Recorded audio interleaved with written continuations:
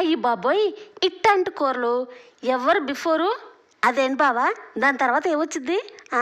నా తలకాయ వచ్చిద్దే. నువ్వు సరిగ్గా మాట్లాడవే, నత్తిగా మాట్లాడుతావు. మళ్ళీ నీకు ఇంగ్లీష్ ఎందుకే? మామూలుగా మాట్లాడు.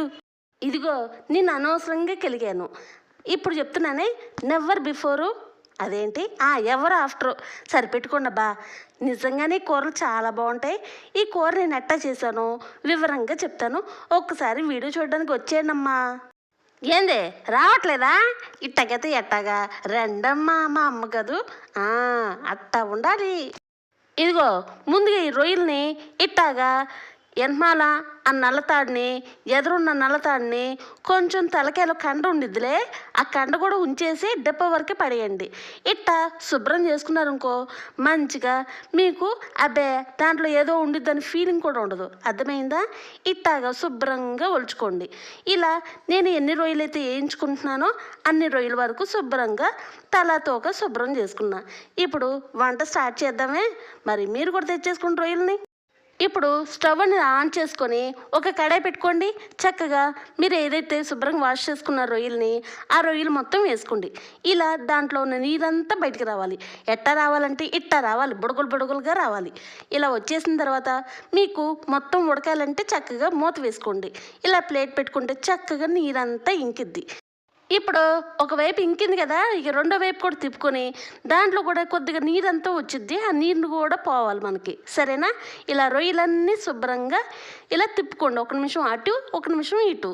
ఇక ఇట్లా శుభ్రంగా ఉండాలి. ఇప్పుడు అదే కడాయిలో కొద్దిగా రొయ్యలు వేయించుకోవాలి. ఎలా వేయించుకోవాలంటే కొద్దిగా ఆయిల్ వేయండి. చక్కగా ఎంత వేస్తారక్క అని అంటే ఒక 6 నుంచి 7 టేబుల్ స్పూన్ వరకు వేసి ఇలా దోరగా రెండు వైపులా వేయించుకుంటూ ఉండండి. ఇట్టాగా అర్థమైందా? ఇలా రెండు వైపులా మనకి బ్రౌన్ కలర్లో రావాలి. అప్పుడే మీకు నీ స్మెల్ పోయి చక్కగా మీకు మెత్తగా మంచిగా కుక్ అయ్యిద్ది. లేదనుకో పచ్చి వాసన మీకు కొద్దిగా తెలుస్తూ ఉండిద్ది. అందుకే నూనెలో శుభ్రంగా రెండు వైపులా వేయించుకోవాలి. చక్కగా ఇలా దోరగా వేగిన తర్వాత ఇట్టా ఒక 2 నిమిషాల వరకు ఇలా వేయించుకున్న తర్వాత ఇక ఈ రొయ్యలన్నిటినీ మనం చక్కగా వేరే ప్లేట్లో పెట్టేసుకోండి. ఇక మనం రొయ్యల్ని ఇక 50% అయిపోయినట్టే. ఇక దాన్ని మనం ఏమీ చేయక్కర్లేదు. ఇక కంప్లీట్గా రొయ్యలు తీసేసిన తర్వాత ఇప్పుడు ఇది మొత్తం తీసేసాం కదా, ఇక పెద్ద సైజు ఒక ఉల్లిపాయ చక్కగా కట్ చేసుకుని చిన్న ముక్కలుగా ఇలా మనం టేస్ట్ తగ్గట్టు సాల్ట్. మీరు తొందరగా ఉల్లిపాయ లేగాలంటే ముందుగానే సాల్ట్ వేసుకుంటే తొందరగా వేయిద్ది. ఇక మనం ఇలా బాగా దోరగా వేయించుకోండి. ఇలా వేగుతుండగా 2 పచ్చిమిరపకాయలు, 2 టమాటాలు ఇలా చక్కగా సన్న ముక్కలుగా కట్ చేసుకుని ఇలా మూడింటిని దోరగా వేయించుకోండి. ఉల్లిపాయలు, పచ్చిమిరపకాయలు, టమాటాలు. అర్థమైందా? ఇలా మెత్తగా వేగాలి. ఇలా వేగిన తర్వాత 3 టేబుల్ స్పూన్ అల్లం వెల్లుల్లి గరం మసాలా పేస్ట్. అర్థమైందా? ఇలా 3 టేబుల్ స్పూన్ వేసుకొని ఇలా ఓవరాల్గా పచ్చివాసన పోయేలాగా ఒక 3 నిమిషాల వరకు వేయించుకుంటూ ఉండండి. ఈ కలర్లో రాగానే మీరు ఇప్పుడు చక్కగా మీరు బెండకాయ ముక్కలు ఉన్నాయి కదా, అవి ఈ మాదిరిగా కట్ చేసుకోండి.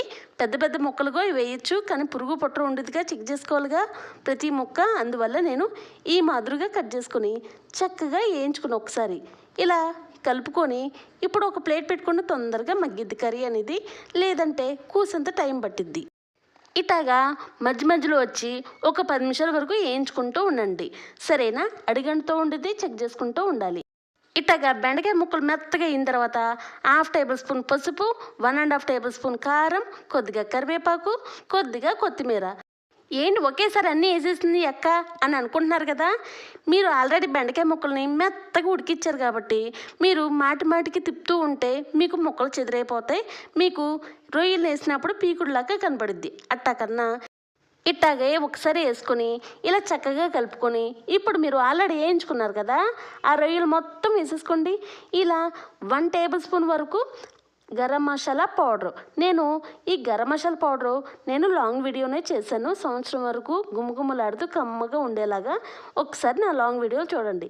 ఇది 1 టేబుల్ స్పూన్ వరకు వేసి ఇలా పైన ఇలా కలుపుకోండి. అయ్యి బాబోయ్, బెండకాయ ముక్కలు ఇరిగిపోతున్నాయి కదా, అలాంటప్పుడు చక్కగా మీరు ఇలా ముక్క మునిగేలాగా వాటర్ వేసేసుకోండి. ఇలా ముక్క వరకు వేసుకున్న తర్వాత ఇలా ఒక్కసారి కలుపుకోండి. మీకు చక్కగా ముక్క ఇరగకుండా ఇలా మీకు రొటేట్ అవుతూ ఉండుద్ది. 7 వరకు అర్థమైందమ్మా మీకు? ఇప్పుడు నేను ఇందాక 1 టేబుల్ స్పూనే ఉల్లిపాయలు వేయించుకున్నప్పుడు వేసాను. పులుసు కర్రీకి కూసంతా మనకి సాల్ట్ అనేది పట్టిద్ది. అందువల్ల నేను 1/2 టేబుల్ స్పూన్ వరకు టేస్ట్ తగ్గట్టు సాల్ట్ వేసుకుని ఒక్కసారి పెద్ద మంట పెట్టుకొని ప్లేట్ పెట్టేసుకున్నా. చక్కగా ఇలా దగ్గర అయిపోయింది మనకి. నీరంతా ఇంకి ఇలాగా ముక్క కూడా పైకి తేలి నూనె కూడా పైకి తేలింది. చక్కగా ఇప్పుడు మీరు ఈ విధంగా ఉన్నప్పుడు ఇక మీరు స్టవ్ ఆఫ్ చేసుకుని హ్యాపీగా సర్వింగ్ బౌల్లో తీసేసుకుందామా? ఇదిగో కూర బాగున్నప్పుడు ఎవరైనా చెయ్యి ఎత్తేసి ఇలా 2 వేలు ఇలా ముడిచి సూపరు అంటారు. అట్టా కాదు, ఇట్లాంటి కూర తిన్నారనుకో 5 వేలు ముడిచి ఇలా నాకు బలం వచ్చిందని చెప్పండి.